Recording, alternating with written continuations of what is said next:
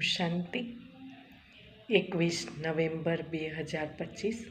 આજનો સાર છે, મીઠા બાળકો, તમે હમણાં ગોડલી સર્વિસ અર્થાત ઈશ્વરીય સેવા પર છો.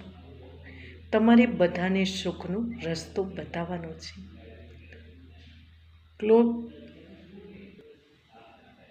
સ્કોલરશીપ લેવાનો પુરુષાર્થ કરવાનો છે.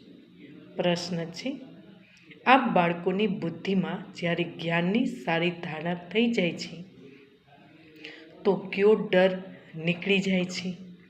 ઉત્તર છે, ભક્તિમાં જે ડર હતો કે ગુરુ અમને શ્રાપ ન આપી દે, આ ડર જ્ઞાનમાં આવવાથી, જ્ઞાનની ધારણા કરવાથી નીકળી જાય છે.